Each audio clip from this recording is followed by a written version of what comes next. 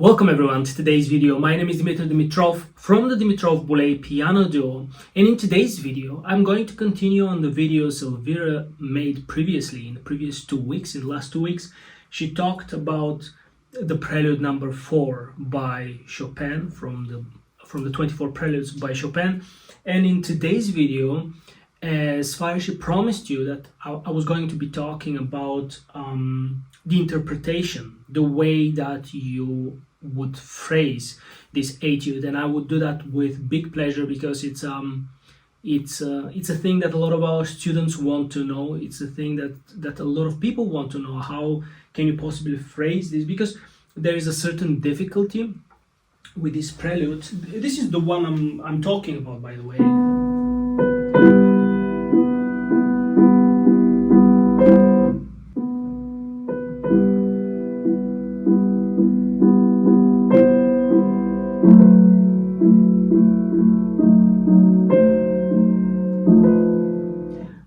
And there are a lot of people who want to know how to phrase this so it sounds as good as possible.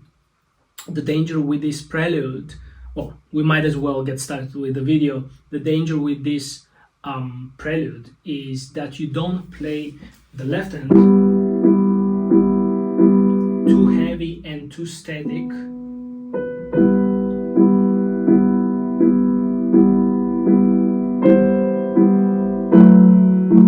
that's going to not have any flow. The piece is not going to move forward. So one of the things that you want to have is this movement, this motion forward.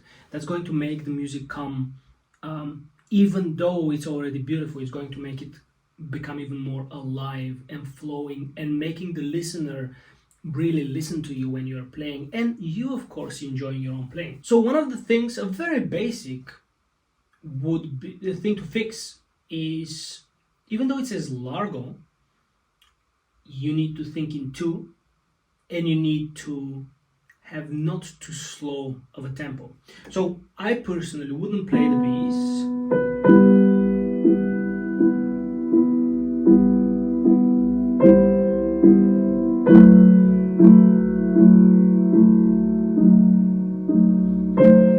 like this, because even though we can make it convincing and we can make it sound good, you need to make your life a little bit easier, and the music anyway would be easier to be heard.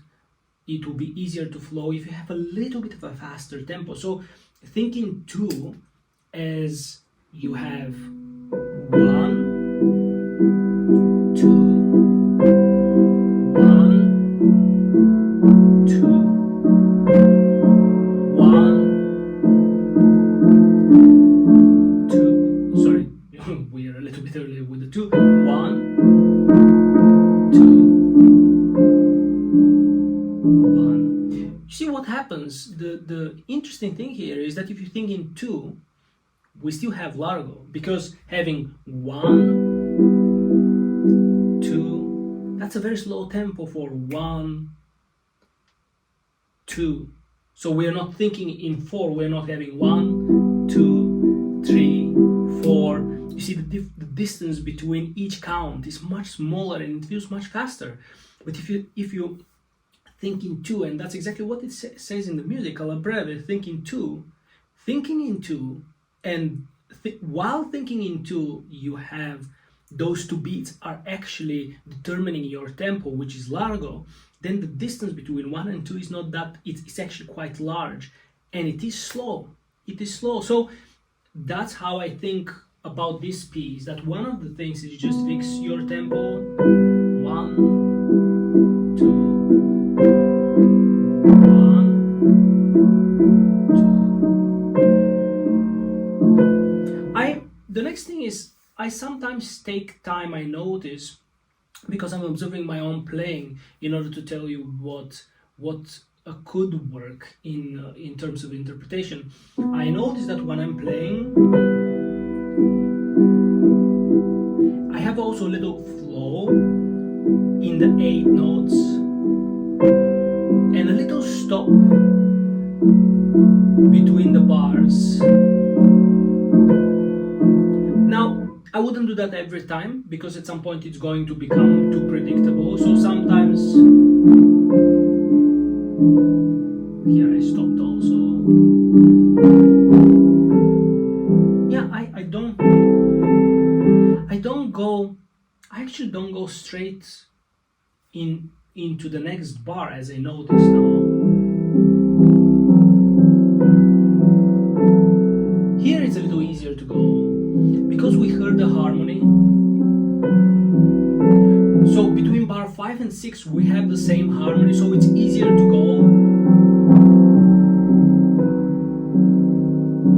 The harmony changes, and so I'm taking a little bit of, I'm hesitating between each bar. I think that's going to add a certain color and certain character to your playing if you want to do that. In terms of chords, one thing I do, and I notice I'm doing while I'm playing now, is that after the first beat, I don't really emphasize the chords anymore.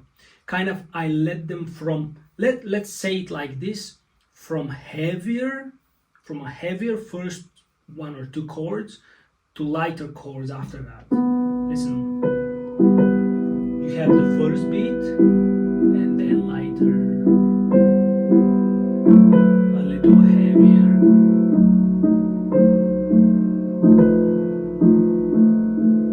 That doesn't mean accent on every first beat of every bar, but it means a feeling of heaviness, a feeling of change of chord, change of scenery, change of color, and then releasing the tension. Then coming into the next and then releasing the tension.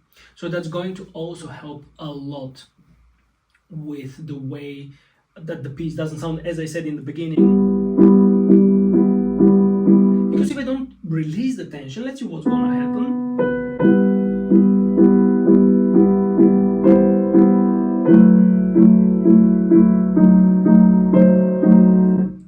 Really is going to sound quite dull and quite heavy at some point. So I wouldn't do that. I would take the first chord and release.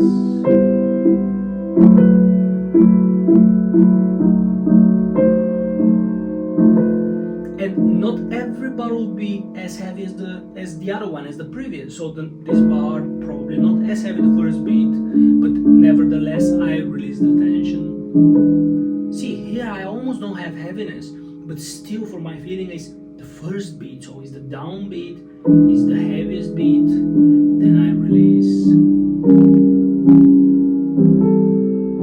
So I think that that's going to shape a lot your piece, because if you look at the whole prelude, you have constant 8-note chords with 8 notes going on and on and on, and it never stops. And if you don't do something about, so that's basically the main thing that you have to do something with. It's not so much your right hand, but it's what you do with your left hand. And then of course there is many other things you can do with this prelude, but let's not put everything into one video so it's not overwhelming. I would just focus on those things that I just mentioned today, and you will see a big change. Think about your tempo. Think about what tempo, what's the speed, what's the pace at which you want to play the piece. Think about your chords in the left hand. Think about them as to how you shape each bar, that you don't want to have all the chords the same, and you will see that the piece is going to sound quite different. Of course, if you have any questions with a specific spot in this piece, don't hesitate to let us know and we'll make a video about that. Those are just general things that can definitely help you out. Don't forget to check our Facebook, Instagram, TikTok. We are there on those social platforms, and you can see us there upload regularly. I don't think I'm missing anything else. I think though that would be enough for this video for today.